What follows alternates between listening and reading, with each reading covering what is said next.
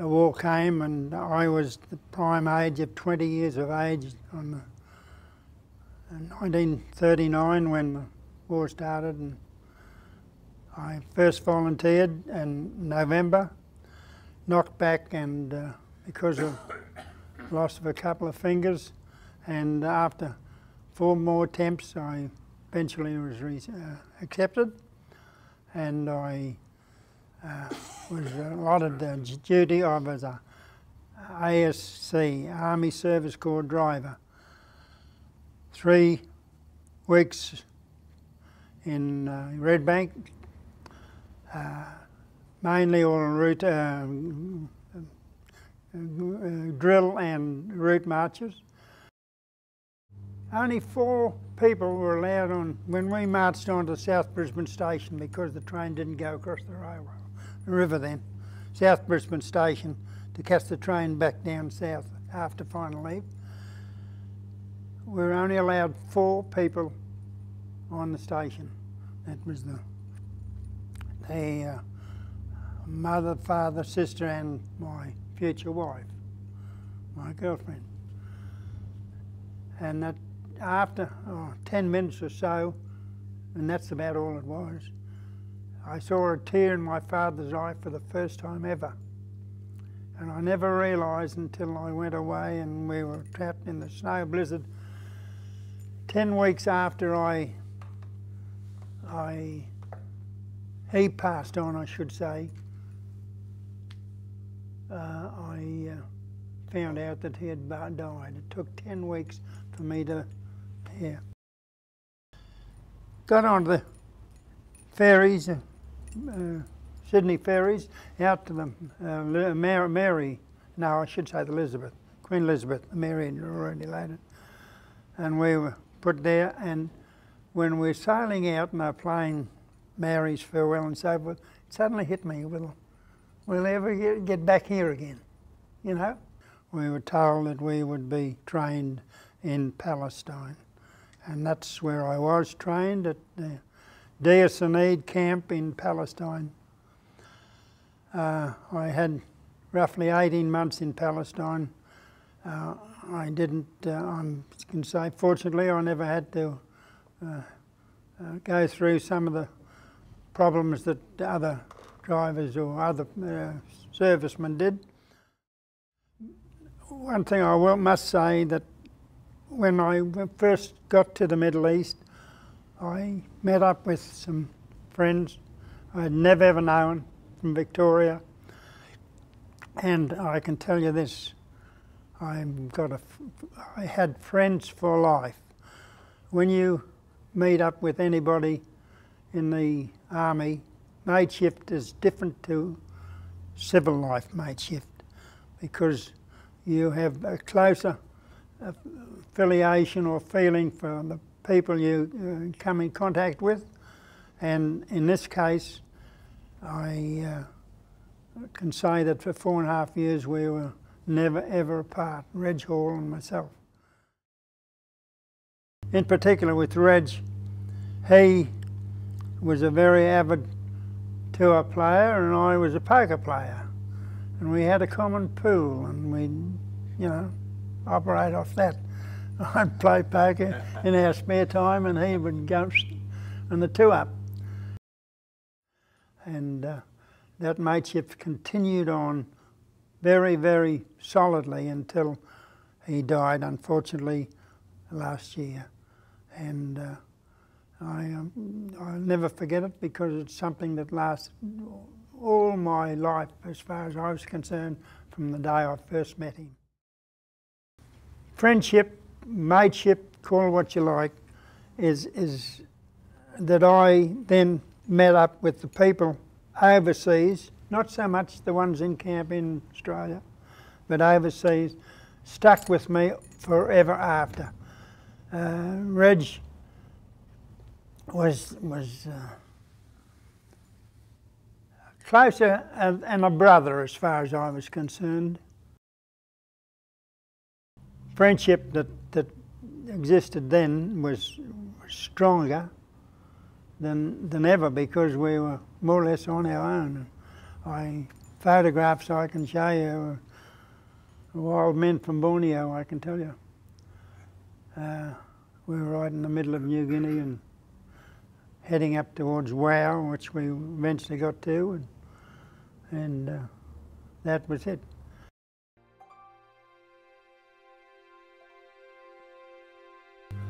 The war was gradually coming to an end, and they decided just to leave us, and that's where I was when the war finished.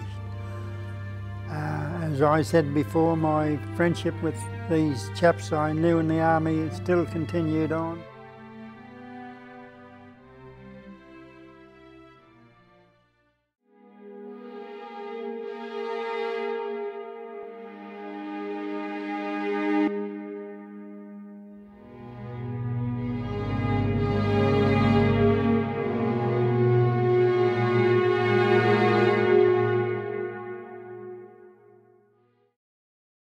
So I knew it wasn't just a great adventure, but when the Korean War started up, I knew it was serious, and I knew what was going on should be stopped. I had a couple of years at the uni doing med at the time, but I wasn't all that fussed with the exams anyway, so I went off to Enoggera and joined the Australian Army. I was 19, and the average age of the platoon was 33 and a half. They were a whole stack of World War II boys who'd come back for another trot, plus a sprinkling of younger fellows.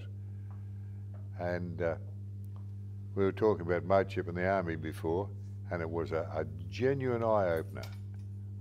I'd read a lot of war histories and war stories, and I had a lot of relatives who'd been in the army, the Air Force.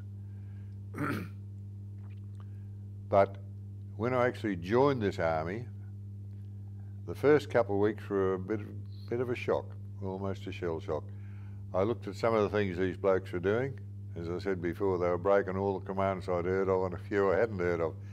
And I thought, I'm not sure I want to go to war with these blokes.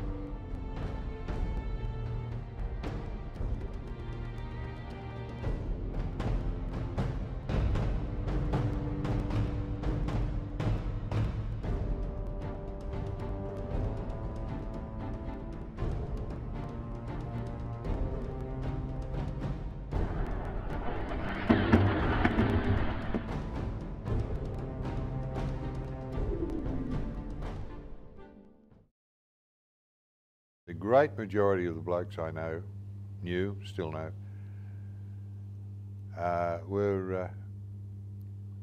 well, the thing is, you knew them well. You knew them you knew them better than anybody in this world, except I suppose when you get married you know your wife and she knows you too better. But you know these blokes and they know you. There aren't any secrets in the army, and everybody's worth is on display. And I think that's one of the great strengths that was bequeathed to us by the Australians from the First World War and the Second World War. It was a tremendous tradition, and we just slipped into it. And the new blokes who came into the army, they came from the same sort of Australian background.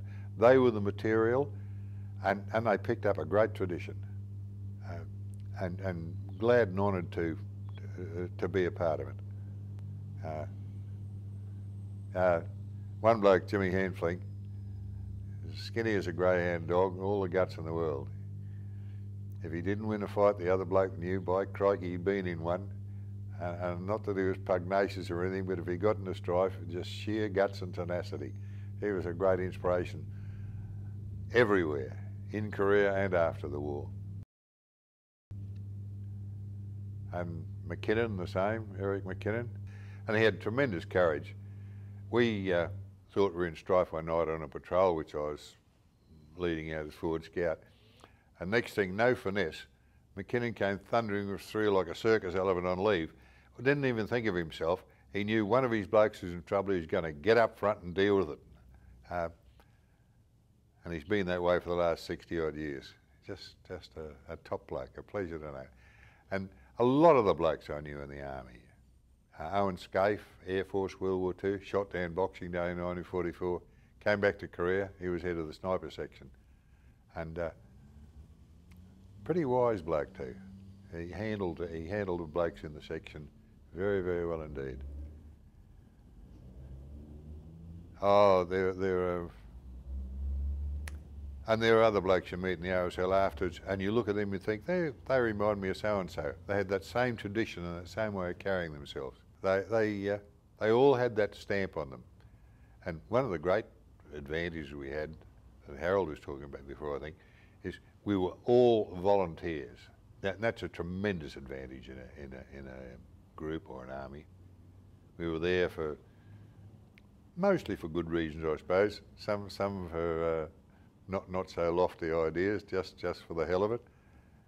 But they were just a wonderful, wonderful bunch of people.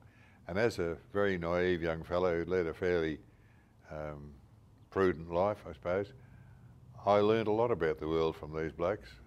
Not necessarily copying them, but observing them and talking to them, because in the army you can talk to one another without reserve, I suppose, without trying to appear that you're something else or put on a front or anything, because there's no point in that anyway. You know them and they know you, and that's one of the things you remember from the army, which is just great. And with that, you've got a great fighting force. Without it, I don't think you've got anything.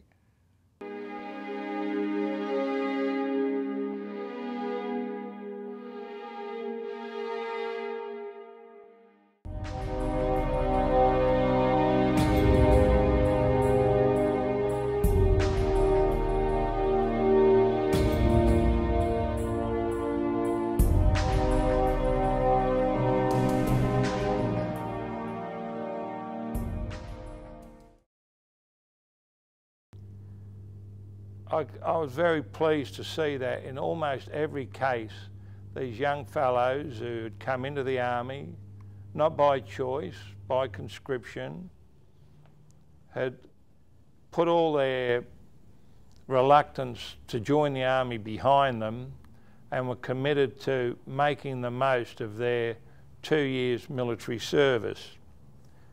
Many great friendships developed. My best friends from the army are ex-national servicemen. And then in '67 we arrived in Vietnam, and many of us were separated. Some went to 1 Field Squadron, which was the unit I went to. Some went to 17 Construction Squadron in Vung Tau. So basically we parted company. The guys that I worked with in Vietnam well and truly knew the extent of the danger that we would be facing. We relied on each other.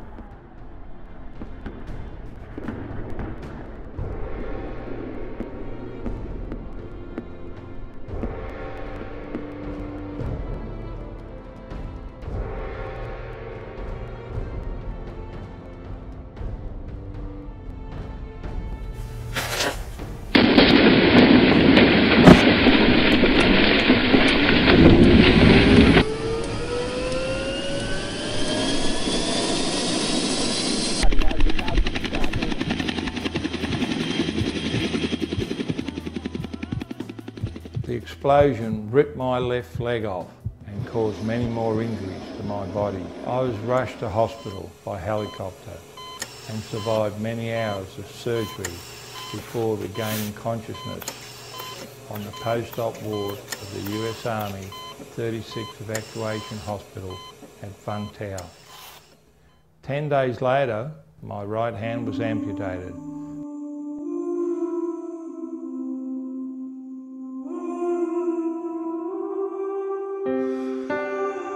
And the emptiness of the hospital ward, despite all the other patients and the staff, is very cold, and it affects you. And I could feel myself sinking, and then a friend would appear in the doorway, and all that loneliness, all that fear would just evaporate. It would go, it would disappear. And with the regularity that they would turn up in the hospital, not only did it lift me and astound me, it astounded most of the people on that ward. The American nurses and doctors had not had this experience where mates would regularly come in and stay for hours. They would have to be shunted out, but they talked and just kept me so far away from feeling sorry for myself. I felt honoured that these people would make the effort to come in. And what you have to remember here, these are people that, in many cases, I've only known for 3 or 4 months, but our bond of friendship has developed so quickly because of our shared experiences. That experience will go with me to my grave.